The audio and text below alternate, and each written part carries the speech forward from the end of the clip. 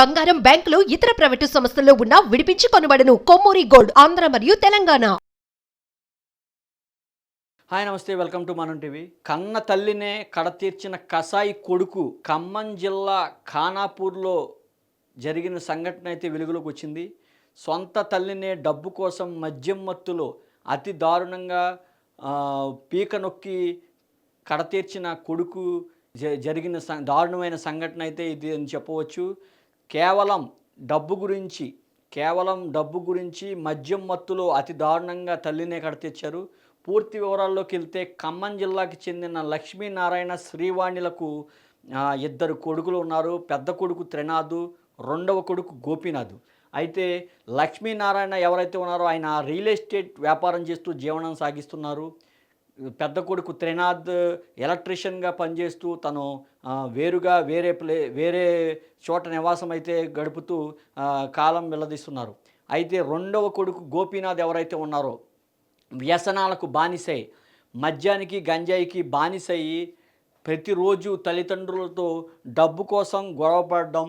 గత 4 రోజుల క్రితం కూడా తల్లిదండ్రులు డబ్బు ఇవ్వకపోతే చంపేస్తానంటూ దారుణమైన దాడికి దిగబడడం అనేది చూశామని స్థానికులు అయితే చెప్తున్నారు. ఈ విధంగా ఉన్న సమయంలో నిన్న మధ్యాహ్నం ఎవరైతే గోపీనాథ్ ఉన్నారో అతను ఇంటికి రావడం, తన తల్లి వంటింట్లో పాలు పెట్టి బయటకు వచ్చిన సమయంలో అతి కిరాతకంగా డబ్బు ఇవ్వకపోతే చంపేస్తానంటూ తల్లిని మద్యం మత్తులో త్రోసేసి ఏదైతే దిండ్లు గలేబులు ఉంటాయో ముక్కు మూసి అతి కిరాతకంగా కడతెచ్చి పరారయ్యారు. అయితే స్థానికులు ఆ పెనుగునాట, ఆ వాగ్వివాదం విన్న స్థానికులు ఏం జరిగిందని ఆలోచిస్తున్న సమయంలో వంటింట్లో ఉన్న పాలు సైతం మాడుకంపు రావడం, స్థానికులు శ్రీవాణి అని పిలవడం, వచ్చి చూసేసరికి ఆమె నిర్ఘాత స్థితిలో పడి ఉండడం చూశారు. అయితే ఎవరైతే లక్ష్మీనారాయణ తన భర్త ఎవరైతే ఉన్నారో తన భర్తకు స్థానికులందరూ జరిగిన సంఘటన అయితే చెప్పడం జరిగింది. లక్ష్మీనారాయణ తన చిన్న కొడుకు ఎవరైతే గోపీనాథ్ ఎవరైతే ఉన్నారో అతనిపై అనుమానం ఉందని పోలీసులకు అయితే ఫిర్యాదు చేశారు. వెంటనే పోలీసులు రంగంలో దిగిన పోలీసులు వెంటనే దీన్ని పూర్తి స్థాయిలో దర్యాప్తు చేయడం జరిగింది. పూర్తి దర్యాప్తు చేశారు. అయితే ఇందులో ఘోరమైన సంఘటనలు అయితే వెలుగులోకి వచ్చాయి. ఎవరైతే గోపీనాథ్ ఉన్నారో అతను తల్లిని హతమార్చిన అనంతరం బయటకు వెళ్ళిపోయిన గోపీనాథ్ సుమారు రాత్రి 7 ఆ ప్రాంతంలో ఏమీ తెలియని వాళ్ళగా గవర్నమెంట్ హాస్పిటల్కి తన తల్లి చనిపోయిందని తెలిసి రావడం జరిగింది.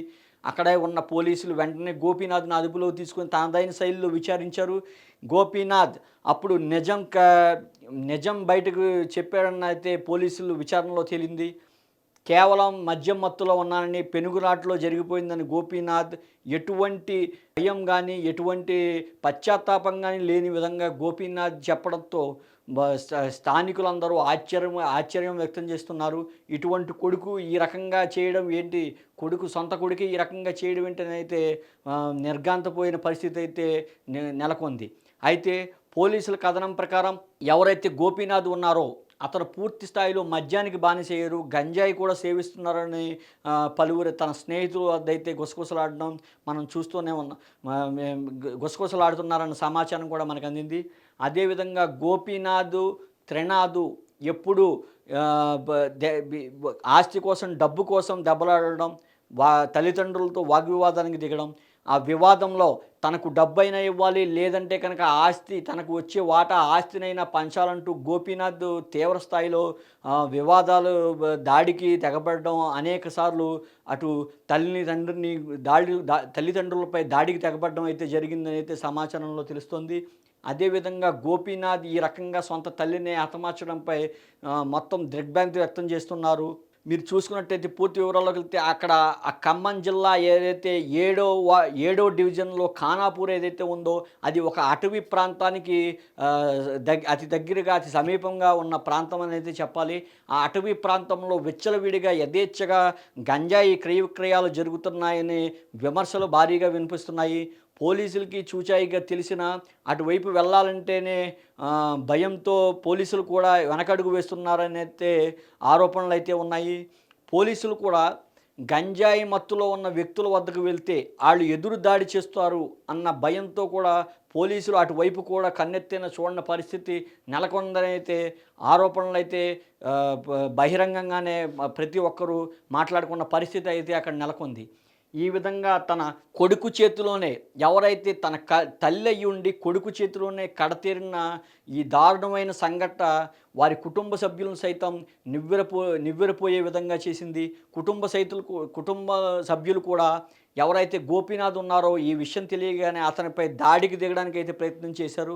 ఆ దాడిలో పోలీసులు అతన్ని అదుపులోకి తీసుకుని పూర్తి విచారణ చేసి కేసు నమోదు చేసి అతను శిక్ష పడే విధంగా వారు కేసు నమోదు చేసి దర్యాప్తు అయితే చేస్తున్నారు. ఈ తల్లిని చంపిన సంఘటన ఏదైతే ఉందో యావత్ రాష్ట్రానికి కూడా ఒక కనువిప్పు కావాలి.